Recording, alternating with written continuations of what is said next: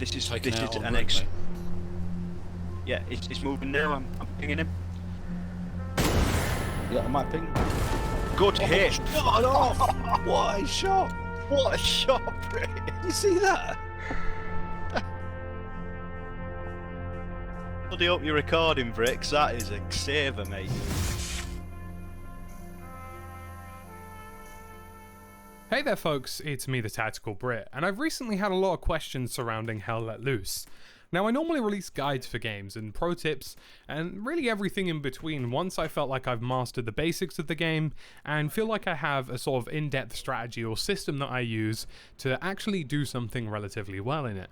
And today, I think I've got that for you. I've got some pro tips today that I'm going to give you that will give you a huge boost when playing Hell Let Loose. This is a very complicated game, and if it feels like your Hell Let Loose experience so far is spawning, running, and dying repeatedly, then believe it or not, you're not alone. And this is something that I had to overcome as well individually, and I've got the tips today to make that happen. So my first pro tip is this, and it sounds relatively simplistic, but it actually makes a lot of sense. In Hell Let Loose, you have to treat every facet of movement in this game as though you're being constantly looked at and as though you're always going to be constantly shot at. And I think this is something that I recognized quite early on that really made a huge change in how I played and certainly improved what I was doing. In Hell Let Loose, every single time you run somewhere, be that across an open field, to a piece of cover, or moving from cover to cover, you have to treat it as though you are constantly under threat. And this kind of mentality will certainly change how you do things as well. Now, I find myself often moving from cover to cover in short paces. Never look to run across an open field for an extended period of time, because if you use that mantra of constantly being under threat, you know for a damn fact that that's a terrible idea. Even when moving from cover to cover, you should be looking for all kinds of micro terrains, hills, anything with bushes, concealment, hard cover, anything in between that will allow you to move between positions. Everything is under siege, everything is always being looked at, and 9 times out of 10, even if you've got friendlies in front of you, you could still get shot. This has happened a lot to me in Hell Let Loose. There is a true false sense of security in trusting individuals around you, because if you run down a road and somebody runs down the road 10 seconds later, the guy who ran 10 seconds later may very well not make it, and you have to treat it like that. Every single piece of movement is individual. You can move as a unit, but your unit means nothing in terms of the safety of your position. Even if there's multiple enemies nearby or there's multiple friendlies nearby, you're always under siege. You're always being prepared for the next threat that's going to hit you, and I think I found that to be most useful. You know, don't trust the fact that there's a friendly there, and always move in between objectives and in between cover as though your life is constantly on the line, which in Hell Let Loose it certainly is. My next pro tip is also to do with movement, because movement in Hell Let Loose seemingly is a lot of the core gameplay and certainly works very much in your favor or against you. And you'll find typically that people who move too frequently are the ones who die more. There are some scenarios where, yes, you do need to make a mad run for something, and that's normally a deterministic scenario. For example, if you're going to lose an objective, you have to rush the objective. But everything in between is entirely down to you and your own decision-making processes within that. And what I typically find is, especially in woodland features or areas with bushland or grass or anything in between, people are obviously drawn towards movement. The brain is built to recognize patterns, and it's recognizing any kinds of change in those patterns around it. So if somebody sees a bushline and they know that the bushline looks a certain way, if you run past and your helmet is slightly exposed, they're going to notice that change in pattern. It really isn't too difficult to see people in this game for the most part, I find, up until around 50 to 100 meters. So if you're making those changes, if you're moving between bushes, even if you think you're being stealthy, you need to try your best to move as little as possible, bound between locations when you have a fixed plan and an idea of where you're going, and make sure you're using all kinds of cover to boot. Especially on the newer maps such as Hill 400, when there's so much forestation around you, it's really the movement that triggers the alert system around you. You know, if you're looking at the screen and you see something quickly jolt, your eyes are automatically drawn to that location, and I can't stress this enough. You really have to be careful with when you choose to move. If you find a superior position, if it has elevation, if it has hard cover or some good level of concealment, you have to utilize that to the best of your advantage for as long long as humanly possible. Rotating position, of course, is important, and I don't recommend staying in one place for hours and hours on end, but definitely look to rotate with a mantra or a thought process.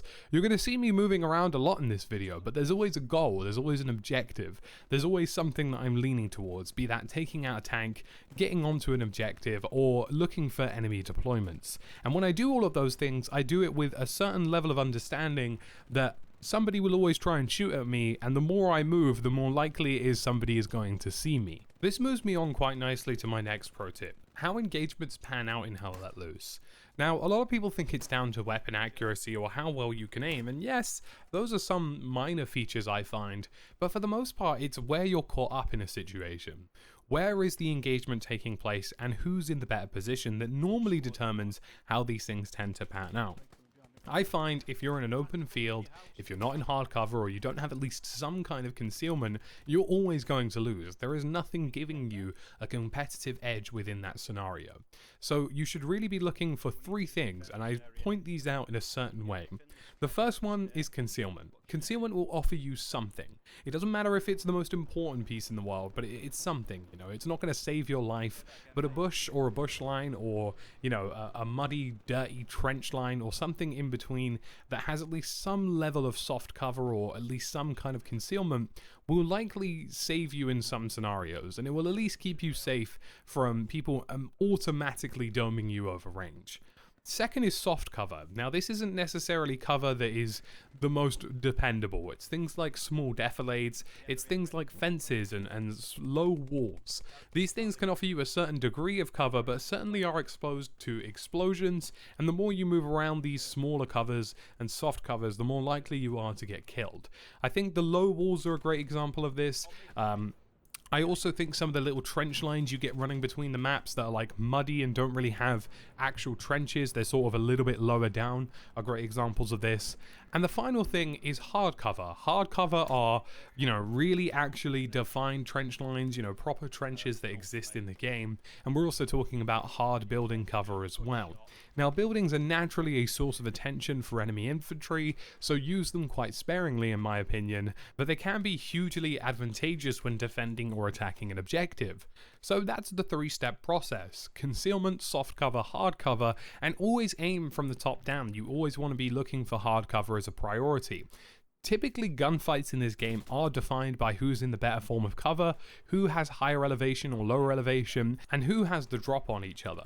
I say this in all first-person shooters. There are two kinds of engagements: the one you dictate and engage with yourself, and the ones you're caught out in without any kind of decision making.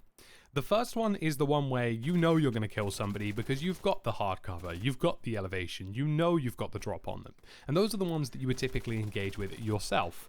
The latter are ones that are sprung on you, people who randomly shoot at you from a certain location, or people who start engaging with you from distance. And this is where things like hard cover, soft cover, concealment really comes in handy, because those are the three things that are going to give you a defining edge, or at least an opportunity to fight back. Once that kind of engagement is sprung on you, you need to find a way to dictate the flow of that engagement and find something that is going to give you a competitive edge regardless of what's happening in game.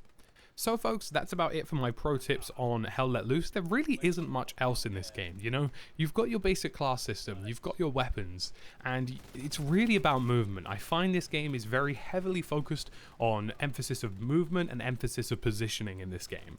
So use those to your advantage, and I'm sure you'll do well. By the way, folks, if you don't know already, I am now streaming 5 times a week, which is available on YouTube as a live stream from 6 to 7 PM UK time. Those are the rough start times, till late in the evening.